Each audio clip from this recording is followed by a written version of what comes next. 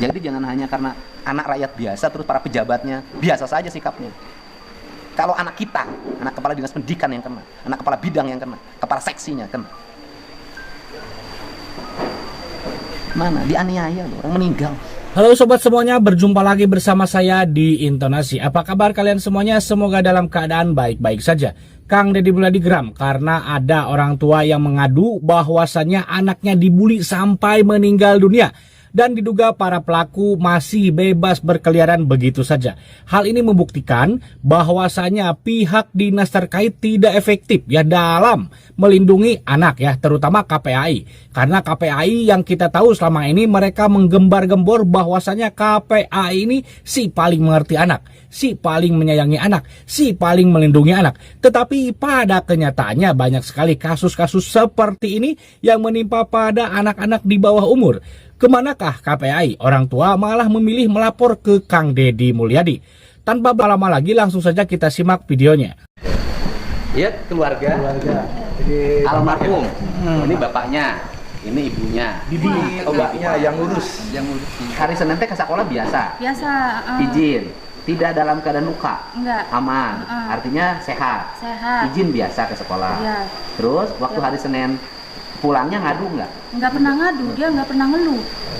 Soalnya kalau setiap ini kan saya yang mandiin, masih saya suapin. Kalau umpama ada mama kan Hari Senin dimandiin pulang sekolah. enggak.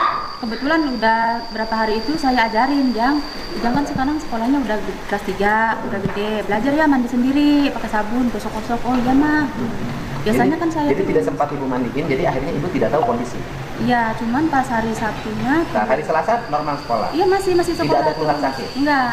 Hari Rabu Masih sekolah. tidak ada keluhan sakit. Enggak. Hari Kamis Masih sekolah. tidak ada keluhan sakit. Iya. Jumat Masih. tidak ada keluhan sakit. Iya. Pas hari Sabtu. Mm-mm. Pagi-pagi izin dia sama saya. Mama, Ujang izin ya katanya nggak sekolah. Kenapa Ujang nggak mau sekolah? Alasannya ngantuk. Padahal mungkin dia sudah trauma. Iya. Saya bilang, Jang, kalau ngantuk mah dibawa mandi aja, nanti hilang. Oh, emang gitu mah iya. Iya. Kan biasanya ya kalau ngantuk dibawa mandi hilang. Jadi si anak itu nurut, Mandi. mandi, tetap berangkat sekolah. Tuh. Cuman yang nggak biasa tidur siang, tuh itu tidur siang, pulang sekolah tuh tidur Oh, siang. pulang ke sekolah pulang tidur dulu. Habis pulang sekolah tuh tidur siang, kan biasanya dia nggak pernah tidur siang. Kalau habis pulang sekolah langsung habis makan ya langsung dia pergi bikin, kalau nggak main bola bikin layangan dari sapu lidi. Artinya mandiri lah anaknya. Iya, itu mah tidur siang dari jam 12 sampai jam 4. Tidur. Iya, itu yang nggak biasanya. Kayak saya nanya kan, Jang biasanya nggak pernah tidur siang, ini kok tidur siang? Jang kenapa sakit? Enggak, ditanya nggak terus. Oh. Tuh udah dari Sabtu, hari Minggu. Kan itu hari Sabtu. Iya. Tidur siang itu. Terus Hari Minggu sama Senin ada dia muntah, asal makan muntah, minum muntah. Saya bilang Jang muntah-muntah terus, kenapa? Ini mah katanya kalau ditanya kan susah, jatuh enggak, takutnya kecetit, saya urut ya, jangan diurut mah katanya, ini disembur katanya, minta disembur, didoain teh, ya udah disembur, diurut 2 kali ya, muntahnya teh rada mending, periksa aja mah ini katanya. dibawa ke rumah sakit. Iya. Rumah sakit mana? Di CRM. CRM. Terus di CRM dirawat berapa hari? Kata dokter CRM-nya apa? Kata dokter di CRM-nya memangnya benar ada pembuluh darah yang pecah. Ada benturan di kepala. Iya. Nah, terus kemudian akhirnya tidak bisa ditolong. Meninggalnya hari apa? Berarti masuk rumah sakit Rebo. Malam ini. Ya, Rebo namanya. Rebo malam Kamis. Berarti meninggal hari Minggu, Kamis, Jumat, Sabtu. Minggu meninggal. Kemudian dapat informasi bahwa anak ibu meninggal karena taruhlah bahasa kasarnya bukan dibully ya, dianiaya kalau ini. Kalau istilahnya bully. Perundungan. Perundungan. Dia mengalami perundungan, pertanyaan bully, juga. perundungan. Kenapa kok Dari ada mana dapat siswa informasinya? Dari Memilih ke teman-teman lapor sekolahnya. Kang Deddy Mulyadi. Setelah meninggal. Ke Iya, instansi tadinya terkait memang ya, nggak ada yang seperti ceritanya di mana? Pas habis dinas cerita pendidikan, pas dan habis lain-lainnya ditinggal sama ya. mantu tuh ditanyain Kita sama bisa saya. membuktikan. Tanyain, Jang, kenapa? Yang sakit apanya? Kepalanya ya, emang diapain? Dipukulin, terus diapain lagi? Dijedotin ke tembok 5 kali. Tanya lagi, siapa aja? Nggak jawab. Cuma, udah ah, ngantuk, mau tidur. Udah, Si pelakunya itu tuh kebanyakan. banyak. Iya bareng-bareng kayaknya. Ini itu di sekolahnya perilakunya gimana? Ngejeger suka malakin temennya, kok nggak ketahuan sama gurunya perilaku itu? Karena ada yang ngancam, Pak. Hah? Ada yang ngancam. Yang ngancamnya siapa? Ya itu si pelaku itu. Itu kan masih anak kecil kan? Ngancem. Teman-temannya tuh diancemin, bilang itu. Bukan, maksud saya kan ada perilaku siswa nih di sekolah nih, nakalnya berlebihan. Gurunya tahu nggak? Kurang tahu, Pak. Nah, ini problem guru di sini, problemnya di sini nih kan. Kalau ada nakal seperti ini ditindak orang tuanya ngamuk, Ya, biasanya ya kan? banyak yang seperti itu. Kan seperti ini kan guru nih sekarang tuh dilema Iya. ngadepin anak nakal itu. Kalau ditindak orang tuanya ngamuk, ngancam, kriminalisasi, ya kayak gini akibatnya. Nah kemudian ceritalah itu. Setelah pemantri pulang. Bapak akhirnya tahu pelakunya ini. Terus kemudian anak bapak akhirnya tidak tertolong di rumah sakit. Besoknya dibawa ke rumah sakit. Ya, oke, bapak akhirnya kan tidak tertolong di rumah sakit. Nah kemudian tindakan bapak apa terhadap ketiga orang ini berikutnya? Ya. Bukan waktu itu. Bapak lapor nggak ke gurunya? Apa? Saya sering lapor. Oh, ibu lapor. Si kakak yang lapor, ada kan kebetulan gurunya itu kan jualan sayur. Terus si kakak teh sambil beli sayur sambil ngelapor, Pak izin katanya si Aldi ini nggak sekolah, kenapa sakit katanya. Bahkan sekarang aja mau dibawa katanya ke rumah sakit. Kenapa katanya nggak ini dari kemarin-kemarin? Ya habis lupa Pak sibuk. Terus? Ya udah gitu, ya udah sampai di rumah sakit berapa malam juga itu guru tuh nggak ada apa sih, kayak nggak ngerespon teh. Nah kemudian ibu akhirnya akhirnya lapor ke polisi nggak? Iya, Siapa yang lapor ke polisi? saya Ibu lapor ke polisi, ke polsek, ke Polres. ke Polres. Akhirnya dari PPA turun Iya. ke sekolah. Akhirnya diidentifikasi. Mengakui nggak anak-anak itu akhirnya? Enggak. Sampai sekarang?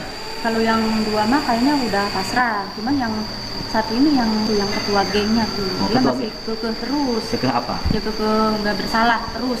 Kan saksinya ada. Iya, tapi orang tuanya juga sama, kekeh kalau anak saya tuh katanya nggak bersalah. Nah itu melindungi. Nanti makin besar makin berbahaya.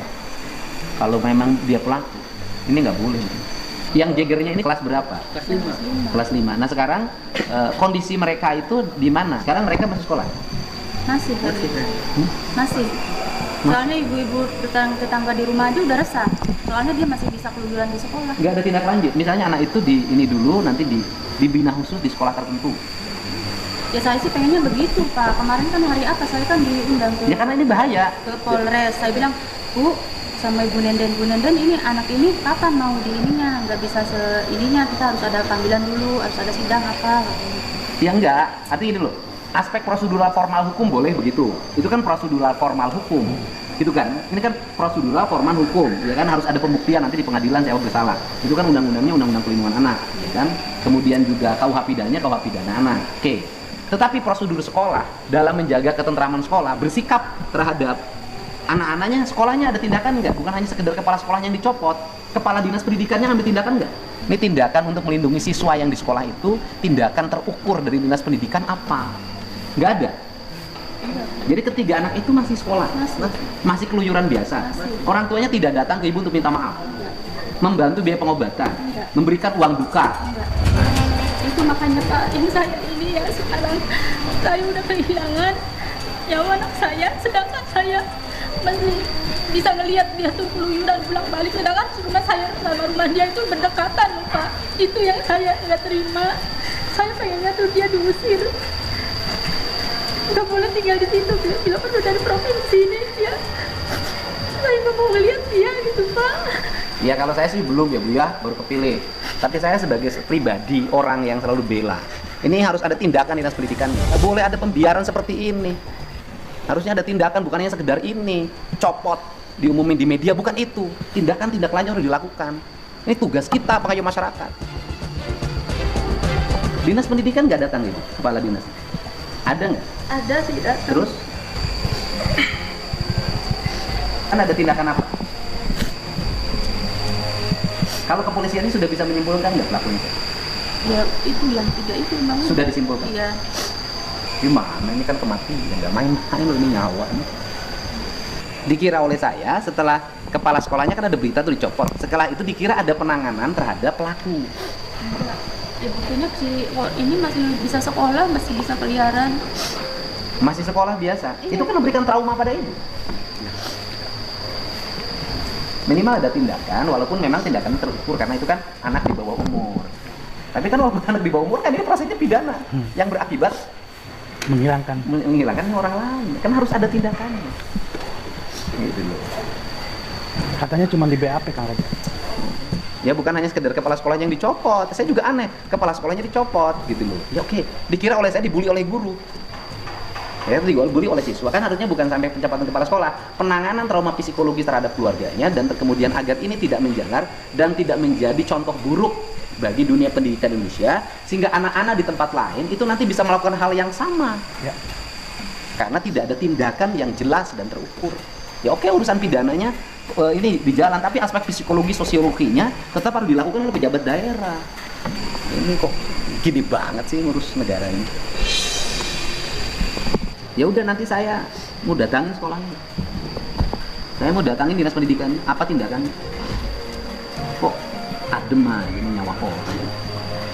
Coba, saya tuh sedih loh kalau anak kita digituin sama orang. Kamu mau nggak?